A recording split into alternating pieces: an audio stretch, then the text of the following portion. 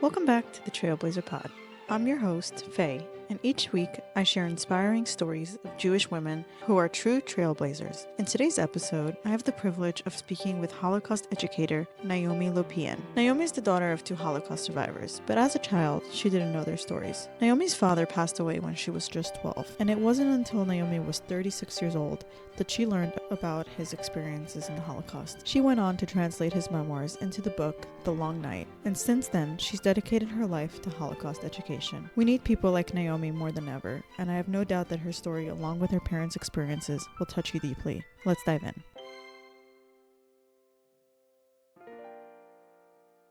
Hi, Naomi. Welcome to the TrailBLAZER Pod. Thank you so much for being here. How are you? Thank you. I'm fine, Faye. It's an absolute honor and privilege to be on your post, and I was really looking forward. The honor is really mine. This is a conversation that is crucial right now, always, but especially right now. And I'm reading your book, as I mentioned, and I highly recommend everyone reads it. You translated this book from your father's memoirs, and we're going to be talking a lot about all of this. I just want to say that it's incredible because most Holocaust books are very much like a story. It takes you through like maybe one person with like 2 other people in their life. This one really feels like I'm reading your father's diary. Like the detail, it's really incredible. I've not read a book like this ever about the Holocaust.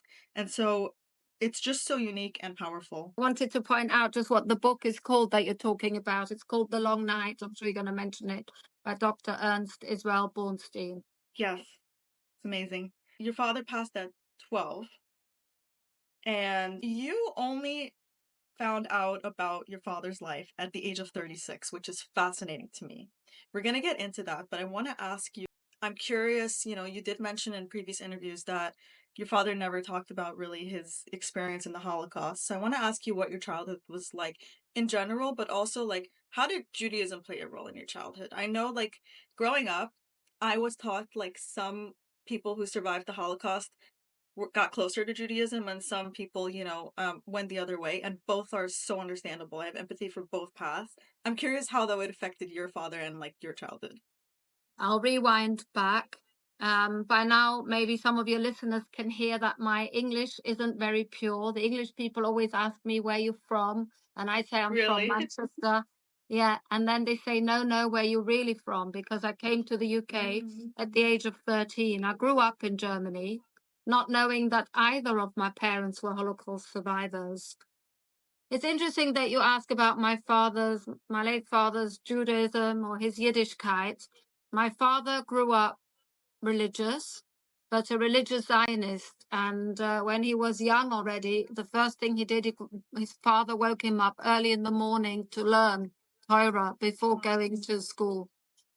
But my grandparents and great-grandparents believed in Israel, so they were Zionists. And Yiddishkeit was very much part of their way of life. I grew up in Munich, in Germany. My parents sent us to a Jewish kindergarten and a Jewish primary school. But I grew up with a feeling of not drawing attention to myself. And I'm still processing that now, even though I'm a bubba now, a grandmother myself. And I think, how do children grow up when they feel they have to hide? And I always do this. I go into myself, not draw any attention to yourself. How can you be confident as a child and as an adult? And how can you be truly you? When I went to the secondary school, it was a big non-Jewish school of 1,800 girls. Oh my God. And in the UK, we have a saying, I was the only Jew in the village, the only Jewish girl. I know that my father left religion after the war. And I think, like you rightly pointed out, Kay, none of us can be the judges of survivors of the Shoah, of survivors of the Holocaust. There is a beautiful passage in The Long Night early on where the men are still davening for Yom Kippur, and they ask my father to join the minyan, to join the quorum of 10 men. And he has a real inner fight with himself, whether to do or not to do. But he joins in. You've read that bit, I can see by your face nodding. And it's very poetic because his feelings and the davening are mirrored by what is happening outside and the weather. And it's a very, very, I've got goosebumps. It's a very powerful passage, and about the feeling. So my father married my mother, who was traditionally what we call modern Orthodox. They kept Shabbat. Her father came from Galicia. He grew up in a Hasidic family, but he cut his payas at 18 and left Poland to go to France, where he met my grandmother and they married in Strasbourg. Wow. And so I grew up already when my parents, my father in particular, found Yiddishkeit again. And my mother said they started making Kiddush when we, the children, were born. And the first time he made Kiddush, he had tears rolling down his eyes because I'm sure he felt for the family that he had, but he also must have been reliving his own childhood at home. I have goosebumps too. There's so much history in like what you just said, besides for, what your father went through, but you're talking about your mother's parents and all that. It's like really incredible. You did say though that you were in a way glad that your father didn't talk to you about this at that young age, right? You were very little. Can I ask you to elaborate on that? Like, why do you think Yes. that it was the right choice? I think it's the right choice. I think it's like you touched upon, the book is written very soon after the war. And so I always do this. I tap on my left shoulder and I feel that when you read it, I'm sitting on my father's shoulder, living with him what he's been through. And he passed away of a heart attack on the 14th of August, 1978. And I turned 12 bas mitzvah on the 3rd of August, 78. And to be told about labor and concentration camps at that age, I feel would have been psychologically damaging and hurtful to me. I know that Shoah survivors, it's very like Marmite. They either did talk or didn't talk, and those that talked often would be repeatedly and overwhelmingly. And my father did the other. But he said, if you want to know, we asked him how he grew up. We were aware he was an older father.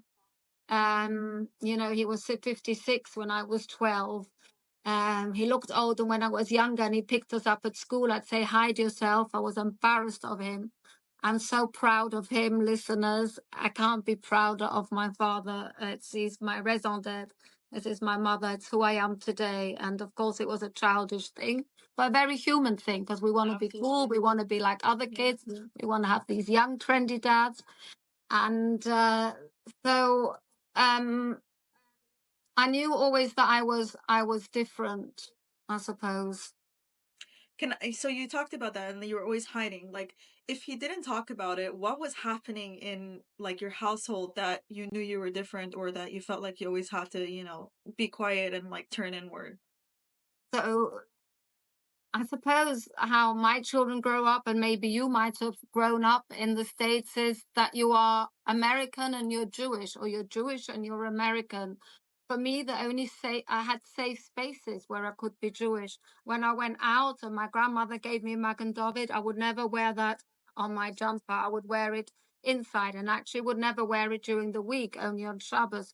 My safe spaces were home, synagogue, shul, the Jewish school, maybe going to a Jewish friend, which we didn't live in a ghetto. In Germany, people didn't live like we live here in the UK, where the Jewish community, we all live close with one another. There we lived dotted around, so I felt isolated. I didn't feel I could truly be myself. I couldn't share that bit. And the one thing that I realized was, for the first time, I went to Israel at the age of 16 with Ezra camp, a religious camp, and I kissed the ground when I left the aeroplane. In those days, you still walk down to the tarmac. And I realized almost within hours, something lifted off my shoulders, that I'd been living with a weight, and I felt free because I could be openly Jewish. I could openly be who I am, not hiding who I am. I always hid myself. So you had like two different worlds and they weren't integrated, basically. Yes, in a way. Although in Manchester, I did go more to Jewish school, and it was, yeah, you're right, they weren't integrated. Wow. Sort of like, which one am I? How do I make sure that I can combine my lives? Like all of that stuff. Exactly. And I think we're a bit of everything, but how we feel free, exactly, and at ease to combine your 7 things and my things, and just be true to who we are. Because Exactly. most human beings, we live in a democracy, we live in a place of freedom. We should be free of who we are. And that brings us today with the hate that we're facing just simply because we're born to the Jewish faith. Whether we're Yeah. secular Jews, religious Jews, they hate us just simply for who we are. And that's no change to in the era that my father lived, in the Yeah. pogroms, in the persecutions. They just use different excuses. Exactly. It's the same things, history repeating itself, really. I found this very interesting. After everything your father went through, he took in a German woman and he treated her with like incredible kindness. And I know at that time you didn't know what he went through and that it was like this incredible thing he was doing. But now looking back, like what do you think that tells you about your father that he was able to put that aside and like take her in? I ju- I wished, Faye, after I read the book, and as you said to your listeners, I read it so late. I only found out about my father properly at the age of 36 when I was on maternity leave for my youngest daughter. Yeah. And I wanted to ask him, how could he treat the Germans? And then how did he befriend this lady? And I always say it wasn't strictly kosher. You couldn't do it today because she was a patient. My father Okay. qualified as a doctor and a dentist. She was a patient and she was very lonely. She was widowed. She was in her 60s. She had no husband, no children, no family.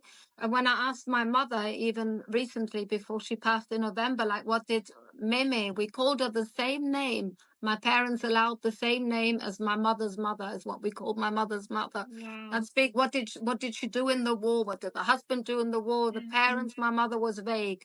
And I didn't probe anymore. I didn't want to ask, was it because you didn't ask yourselves, or Right. was it? My mother always said you ask so many questions. So sometimes with a parent, you don't want to cause this, especially as you're older, their unease and upset them. So I'm not sure, but what was amazing was that this woman was German, fiercely patriotic.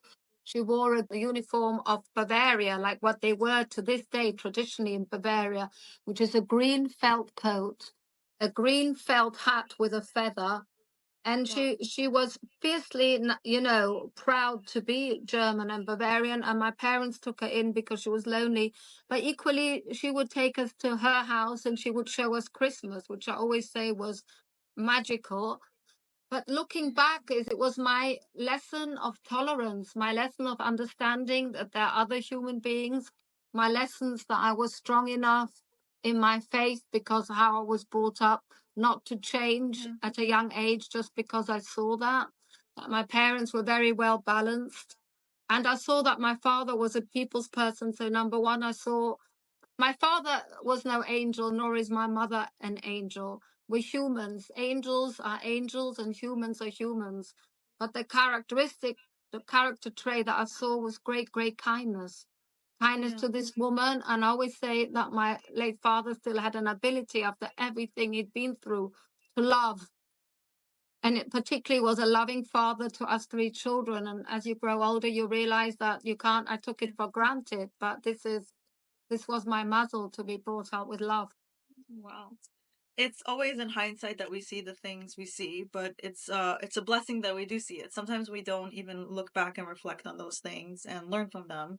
I just can't imagine that most people would do what your father did. That takes a special person. I think in the book you can see that in certain places that he does think about things a little bit differently. And again, why I like the book, because he's not very black and white. He like has these moral dilemmas and moral conversations with himself in the book. You mentioned, the whole davening thing, but like that's a theme throughout the book. In almost every chapter he has those conversations and you really feel like you're there with him trying to figure it out. Like, what is the right thing? What do I believe? So I think it's a theme across the entire thing.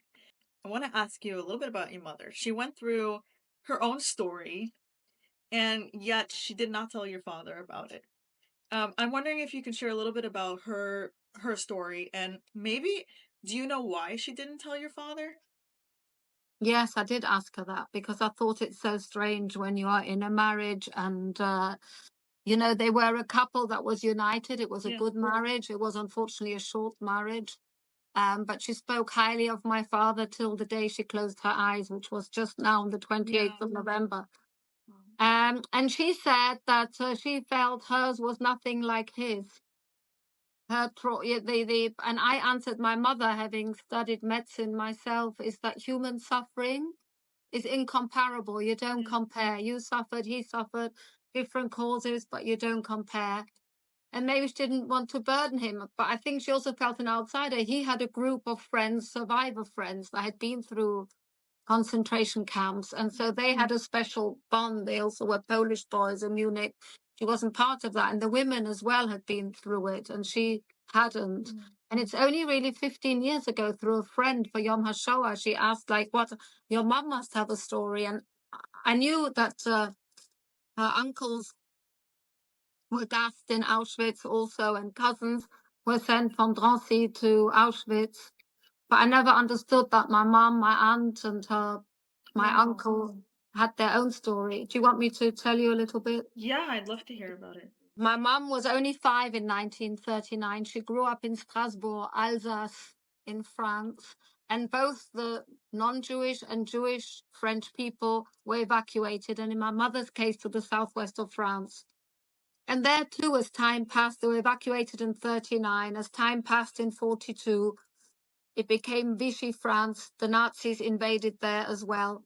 And my grandparents realized that things were getting more serious. They felt no longer safe. And how did they know that?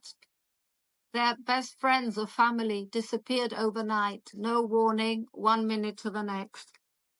So there was a group of people, the French underground, called Le Maquis. And my grandparents had friends who knew of this underground, and these friends kept urging my grandparents to send their children, my mum and my auntie Helen and my little uncle Joey, away to Switzerland to be safe. And eventually they agreed, because more people disappeared, even children were picked off the streets. So, May 1944, an unknown group leader, Madricha, picked up these 3 little children, little René 10, little Joey 9, and older sister Helen 13, to traverse France to Switzerland. They stayed in a convent. The nuns took each child aside on their own and said, when you die, not if you die, when you die, you will go to hell. If you convert, you will go to heaven. And I said, in their own way, these 3 children resisted because they refused.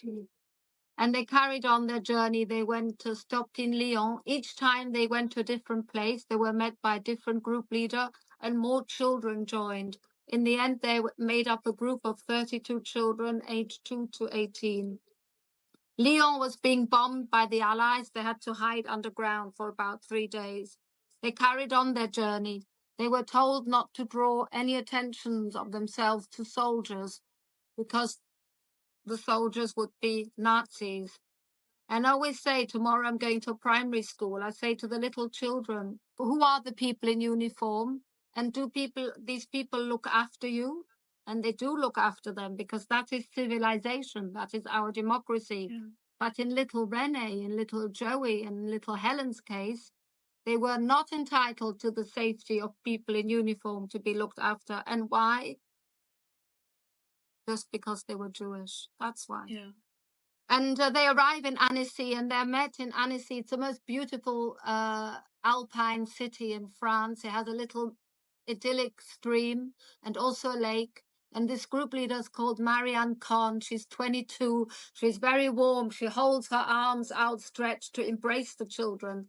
And Renee tells me, little Renee, that was the first time, my mother, that she felt safe in this journey of almost 3 weeks traversing France. And Marianne said, children, all will be fine. We're very close to the Swiss border. I'm going to show you the lake. By then it was a sunny day in June 1944. And she said, come. And indeed, Renee recalls the glistening sun rays dancing on the lake, the Alps just across the lake. She said, I could smell them, felt out. If I reached out, I could almost touch them. They felt Switzerland. And Marianne then said, children, I do have to apologize because of this little trip to the lake. We've missed the train. But don't worry, I found a car and a driver. And they piled into that car. And it was a car that was a van with a thick green cotton covering, and they huddled together, these children, and they were told not to peep out. And they carried on driving, and about 15 minutes into the journey, the car screeched to a halt. And the little boy, one of the little boys, peeped out and he said, "C'est les Allemands dans un Citroën." It's the Germans in a Citroën. And before anybody could say or think anything else, the German jumped out and he said, "Who is the responsible?" And Marianne said, "It's me." And in that time, another van full of German Nazis arrived with sniffer dogs and machine guns. And Marianne proceeded to tell a white lie. He said, "These are the children of the railway workers in Lyon. The station is being bombed. I want to take them to a holiday camp to be safe." The German Nazi said, "Take us to your holiday camp." And so she showed them the way and they drove.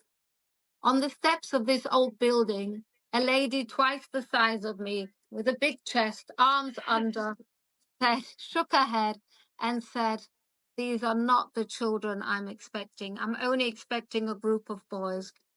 And the children were then imprisoned in the town of Annemasse.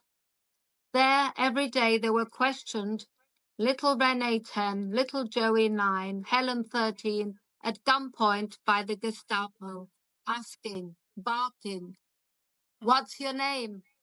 Are you Jewish? What's your parents' name? Where do your parents live? What's their address? Are you Jewish?" And this went on and on. The children were petrified. Marianne had told them not to speak. They were frozen with fear. They couldn't speak. They said the Germans threatened them one day when they entered this interrogation cell. There was, besides this guy who interrogated, there was also a Nazi writing notes behind a desk. But on the side, on a plank, was a young boy who had been beaten and tortured. And they said, "If you don't speak correctly, you will end up like him." But the Nazis didn't touch my mum, little René, my Aunt Helen, and little Joey, my uncle. One day in July, Marianne was approached by a Nazi and he told her they are going to leave prison. And the children wanted to help Marianne. And they said Marianne doesn't need a toothbrush or a hairbrush. And they took her to the neighboring forest, to a ditch, and they raped her and they tortured her and they shot her.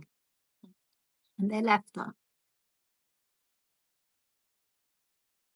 The person then who continued to look after the children and save the children was a Gentile, Jean de Fort, the Lord Mayor of Annemasse, the town in which my mum, little René, was imprisoned. He made a pact with the Nazis. And his grandson told us he was not afraid of dying, but he was afraid of the torture the Nazis might inflict. And he would cross himself before the meeting with the Nazis. And he said, "Look, I know it's difficult for you to get home by rail, because home being Germany, because the railway lines aren't working properly, because the Allies had partially bombed them. So I'll give you cars, but you give me the children." The prison was getting full, and they had nowhere what to do with the children. The children couldn't be taken to the concentration camps either because the railway lines weren't working properly. So they had prepared ditches to shoot these children. And the Lord Mayor his conscience couldn't withstand that. So he said to the Germans, "I'll look after the children, but I'll give you cars to return to Germany." And France was being liberated at the end of 44. They knew the Germans, they were losing the war. And yet, they made the Lord Mayor sign a piece of paper that when they return, the Lord Mayor has to give the children back to the Germans. Thank God they didn't return, and the Lord Mayor crossed these children to Geneva, where they waited another 6 months to be reunited with their parents. First of all, you're an amazing storyteller. Really. I just can't believe that after what I just heard that your mother felt like her story wasn't worthy enough of sharing, because I mean, when she looked at your father, she was comparing it, but like when I hear her story, that's like, this sounds like a movie that somebody made up, right? Like, how can this be real? Wow. Thank you for sharing. That's a lot to process there. Okay. I'm just gonna breathe a second. Um, let's go back a little bit to your father's story of the long night. Why do you think it was when you were 36 that you were ready to process all of this? You know, Faye, I often ask myself the question, and I'm a bit Okay. ashamed that it took me so long. So, first of all, how did I find out about the Shoah? My first finding out of the Shoah was actually in Germany in an ethics lessons. Kids in Bavaria at the time, we had to take religious education. It was obligatory. But those who weren't of the Catholic faith went to ethics lessons. And I say to the kids that I speak to often, I like these ethics lessons because they were risque. We spoke about drugs, which really wasn't a Interesting. done thing in the late 70s, Yeah. about sex. And then one day it was about the Holocaust. And I don't remember very much, not because it was a long time ago, but this loss of memory happened immediate, and it must have been on reflection. Shock. All I remember is three pictures in black and white, and one is a picture of a crater of hair, one is a picture of a crater of glasses, and one is a picture of a crater of bones. And it was in 1978. My father had already passed away, and I went home to my mother and I asked her, "Is this really true?" And I was praying that she would say it was made up. I was always a bit like that. But of course, she said it was true. But I think in that year, in 79, I was 13, my father had passed, my mother moved flat in Germany, and we were moving to a different country. So somehow it didn't get talked about anymore, which nowadays with psychology and post-traumatic stress syndrome, and we are more open with all these things, and we shelved it. And then we had to get used to a new country and a new life, and the new kids in school were cruel, and it was difficult. And then also I got married young at 20. I had my first child at 21, and simultaneously I was studying medicine. There was a lot of balls to juggle. I felt I was swimming against the tide, and the Shoah just wasn't in my conscience even, I'm ashamed to admit. But I do remember always wanting to find out about my father's youth, but not fully understanding this was the Shoah. And I think after the birth of my youngest daughter was the first time I had time, as it were, even though I had twins who weren't Wow. two yet. Yeah, the twins were not two yet, but I wasn't working in medicine, and that was very intense. And so, and it's also painful. I knew I would probably uncover, I was nervous what I would read. And of course, you need to read these books because, however wild your imagination is, and I have a very wild imagination, I could have never imagined what I read in The Long Night. I couldn't imagine that human beings are capable of these monstrous acts. They're not monsters and they're not beasts. I think it's really important, even with Hamas today, these are human beings, but they are capable of evil, monstrous, bestial acts. And we, people of Jewish faith and cultures, we're not victims, but we have been victimized just for one reason and one alone, because we're Jewish. And so I read the book. And when I closed it, it took me time to admit I wished I hadn't known, because I couldn't process what I'd read. But you can never, as you will all know, you can never unsee or unhear what you've seen or heard. It's impossible. So you had to move forward. So I decided to translate it, and it took me 3 years because I did it not during school holidays and only once a week. And I wouldn't eat or drink while we did the translation. It was purely covered the book, honoring the person that. But it was also very cathartic. It was the first time I met my father, adult to adult, and I loved the way he wrote. And that was one thing, if I may say, that was beautiful in the horrors. Wow.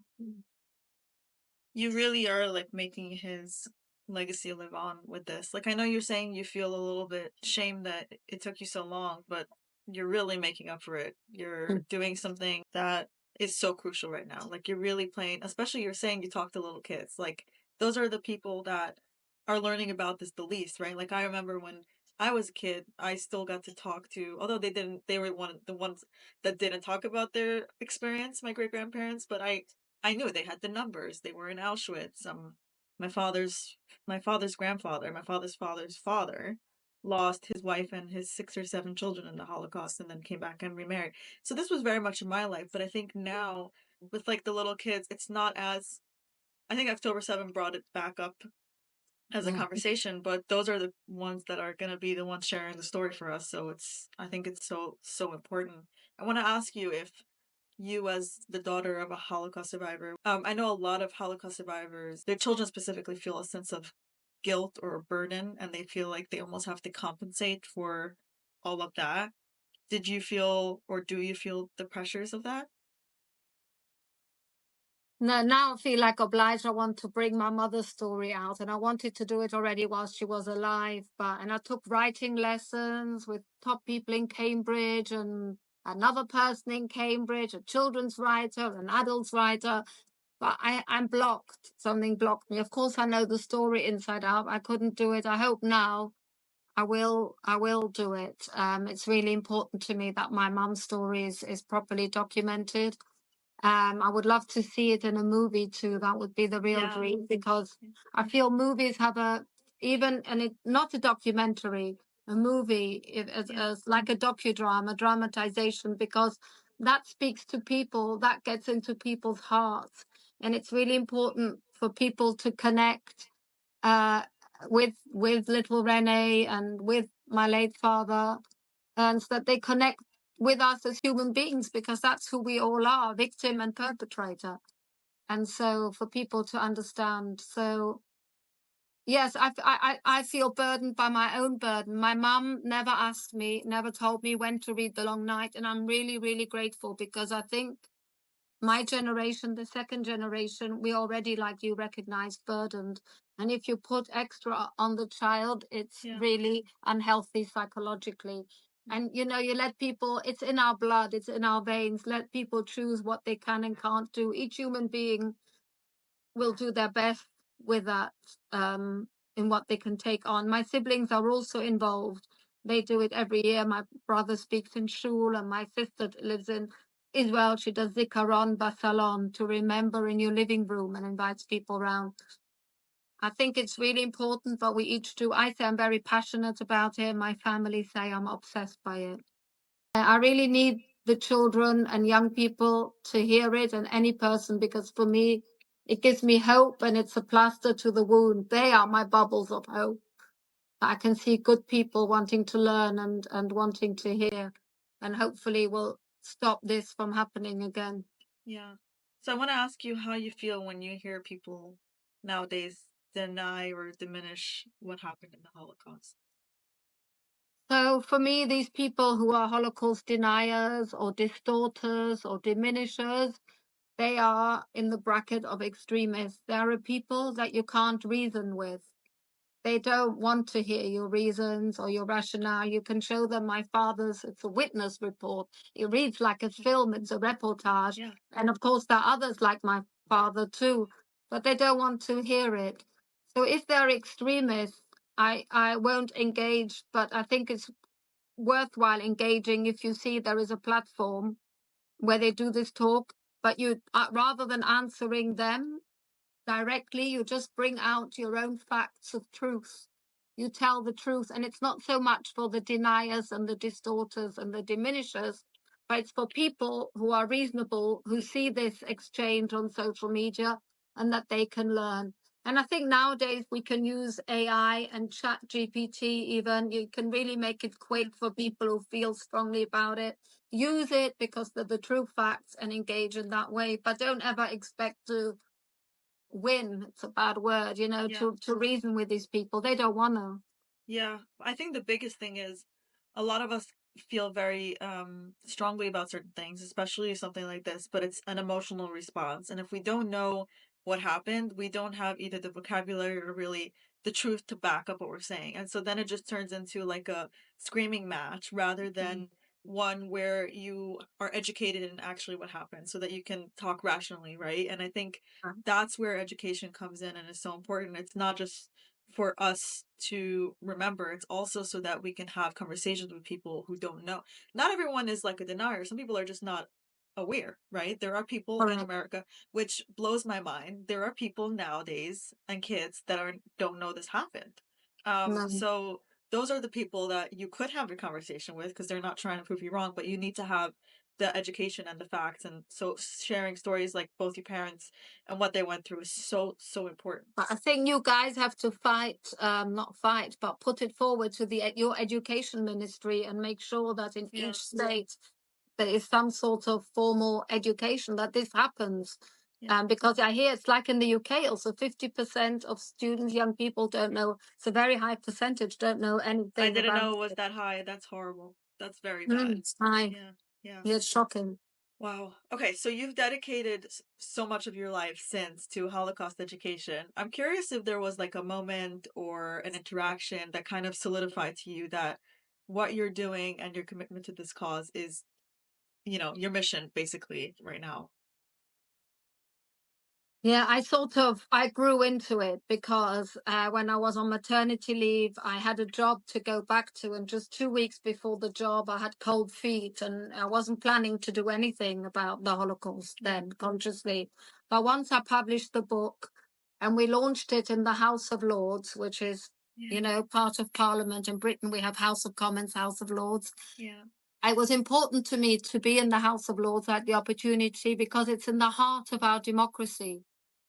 And so we need a democracy, we need a civilization to protect us by the laws, like all human beings are protected by the laws. And so it was important for me that the long night was launched there with politicians, with survivors, young people. And then I think from there it sort of grew. Now that it's out there, that was one of the reasons that my late father gave in his introduction. The reason he wrote it, and he relived nightmares to write it, was so that people would know, particularly young people of today, of the present, of the future. People must know. So that to me became my mission. People must know the truth, and whoever hears me is there, becomes a witness. Yeah. It's interesting because I have this like fold in the book Yeah, right yeah. here, and it's where your father says that I will continue to write because Little my brother. little brother's voice is still ringing in You my know. ears, and I put a little fold in there because that's like heartbreaking, right? And it's also explaining why he found it so important that people know the story and the weight of that, and you're really you're doing that for him. You're continuing to do that for him. Really nice that you chose that bit, because I always think, will that bit speak to anyone else but family and listeners? That's where my father feels and hears his little brother Yehuda looking at him in the depth of the night with big eyes, asking him to remember. And it's my father's conscience, but my father's family. I feel one of the ways my father survived was thinking about his family. They gave him the strength to live through these horrors, these unspeakable evils. And it's a very, very moving bit of the book. In fact, I have difficulty always when which bit is moving, which bit is bad, because I find each bit more moving and Yeah. more bad. So I found it really hard to. Yeah. Well, I want to assure you that it has the same power for people. I don't know your family, and that was the first thing that I folded, and I've kept it there, and I'm already more than halfway through the book, so I'm glad I can let you know that. Um, I want to end off by asking you a question that I ask all my guests, which is, Naomi, what does being a trailblazer mean to you? Oh, I never see myself like that at all. So I'm very honored, very flattered. I feel that there is a fire burning within me to keep on telling the story for the good of mankind, for the good of humanity. And when I see young eyes look at me, but then come up to me during the talk and after the talk, I always have the questions and answers. When they ask, I know that the trailblazing, it's reached an end point, and that means that they're understanding, they're wishing to learn. And that to me is my raison d'etre. It's who I am and who I want to be. So also, Faye, if you have listeners who want to be in touch, tell them to feel Absolutely. free to be in touch. I have a website called holocaustmatters.org. I want to say to your listeners, each and every one of you can be a so-called trailblazer. Be the best of yourself that you can be. Each of us are in the image of Hashem and the image of God. So each of us have our unique powers to do what we are best at doing. Just go and do it. Yeah. Thank you so much. This was, I still have goosebumps, really. I am just so grateful that you took the time to talk to me and that you are doing the work that you're doing. Thank you so much. Thank you, Faye. Thanks a lot with all my heart. Thank you.